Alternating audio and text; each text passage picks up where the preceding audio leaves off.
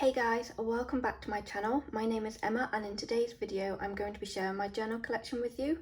My journal collection is quite small and they are all unfinished, except for this one. This is my first ever completed journal and it's my December Not Daily Christmas journal. I do have a flip through up on my YouTube channel and I will leave a link in the description box if you fancy taking a peek inside this one. Over the last 3.5 years, I've gone through 4 different TN inserts and I'm going to be sharing some flip throughs and sharing how I'm going to be journaling going forward. So in 2016, I started planning and in 2017, I found the planning community and I bought a ticket to my very first planning event. That event was CAM's Plannercon in April 2017 and was being hosted by Anna Brim. At the event, there was a creative journaling workshop and that was led by Geraldine Jane. Now I took a standard TN insert with me because that seemed the most popular choice among the planning community. I've never documented in a TN insert before and I've never done any creative journaling. So let me show you what I did. This insert is by the Travellers Company and this is what I did on the day. I thought for my first attempt I did really well. I am the one in the Viking hat. And I saved this journaling card here for some journaling, but at the event I didn't have time to complete this, so my intention was to do it when I got home, but my handwriting does change a lot and it can get quite scruffy and I didn't want to ruin the page. When I got home I did want to do more journaling though, but I wanted to start from the beginning of the year and it didn't make sense for me to document January after April, so I decided to start a new insert. So this is the insert. It's from Crafty Alley on Etsy and it's a standard size TN insert. I did document a couple of events. So this one was the 30th of January 2017. And this one is Valentine's Day 2017. That's my husband up there. Now I didn't do any more journaling in this journal and I didn't journal anymore until September 2018. In that time, I did find that a lot of people that were in the planning community also did some form of crafting. So I started sending happy mail and I set up an Instagram account. But it wasn't until September 2018 when Daisy from My Green Cow hosted a monthly journaling challenge that I got back to journaling. So I will show you that journal.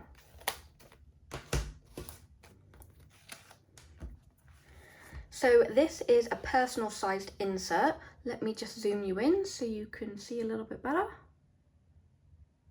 There we go. So it's a personal sized insert and although I bought it in a D-stash, I believe it is one by Scurry and Peck. So I've never done a monthly challenge before and these were all the prompts. And I will show you all the pages.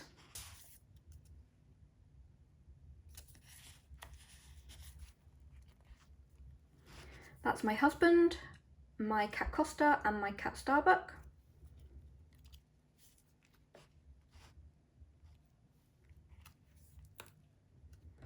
And that there, at almost 3, is me.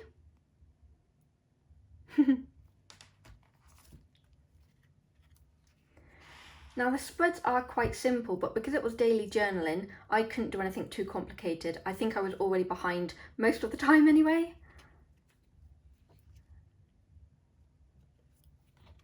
And I got up to day 11, which I thought was pretty good. And then I didn't do any more in that journal. I think I just fell too far behind. But I still enjoyed journaling, but I felt like I was far too behind to go back to 2017 and I felt the same about 2018 and I wanted to document 2019. So, of course, I started a new insert. Now this one is, oh, let me zoom you back in or out. So this one is a Cahiers size, no it's not, it's a Cahiers size TN insert and it's from Simple Stories Carpe Diem. It is a little bit wider than a standard size because I found this size just a bit narrow. So I documented New Year's Day in 2019. The papers here are all from Lollipop Box Club. And I did type up my journaling on the computer. And there's some behind here too. And that is everything that I did in this journal. At some point in 2019, I found the junk journaling community and I went onto YouTube and I binge watched all the videos I could find, and I came across someone called Johanna Clough. That might not be 100% how to pronounce her name, and I'm sorry if it isn't, but I was totally inspired by her way of journaling and I decided to try it for myself. I went onto Etsy to try and find a junk journal within the UK, and I couldn't find one that I liked or that was within my price range, and at the time I couldn't make my own, so I decided to look a bit further afield and I will show you that journal.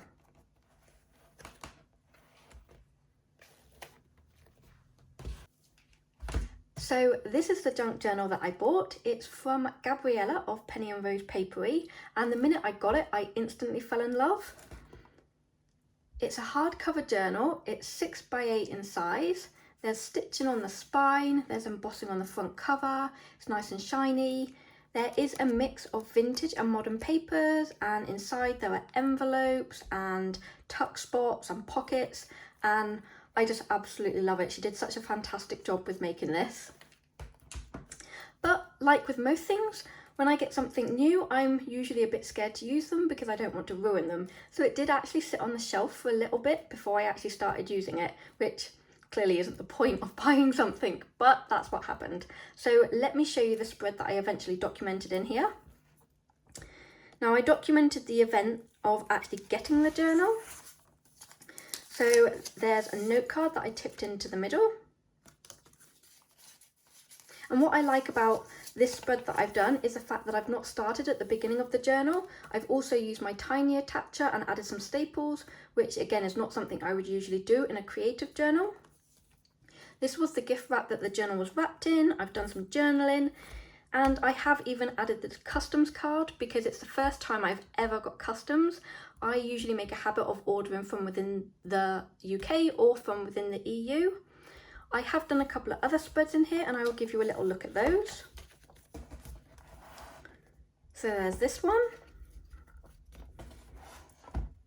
It is really simple, but I just absolutely love how it turned out.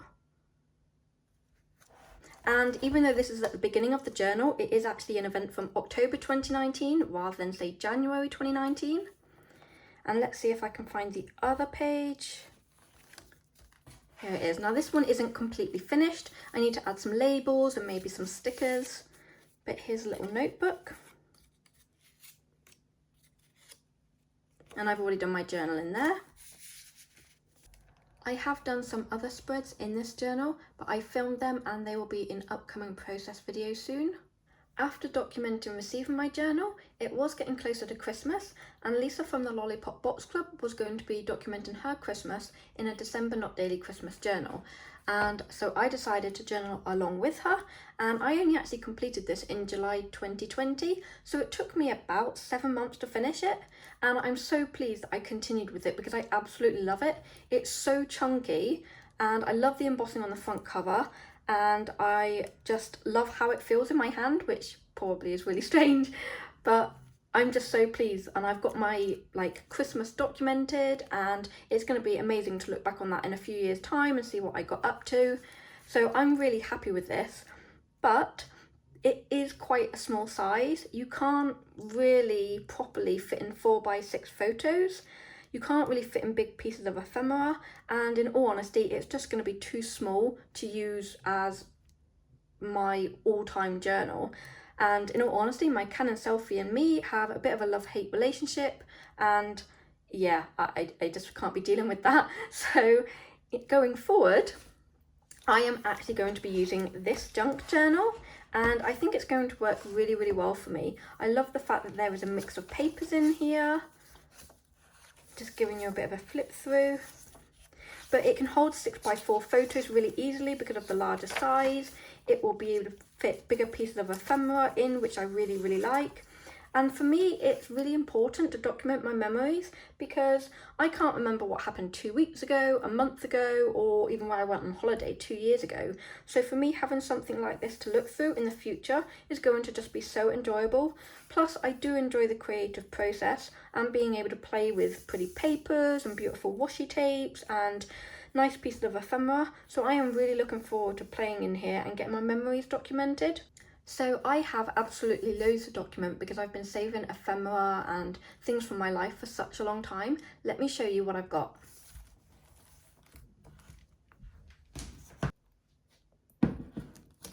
This is one of the boxes full of pieces from my life.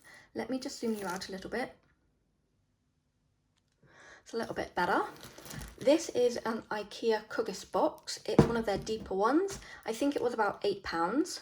I actually have 2 of these boxes and a slightly smaller one, and they're all filled with different things from my life. So I'll give you a bit of a peek into this one. This is from where I live, London, receipts, cake wrappers, bags, weddings, holidays, America, more holidays.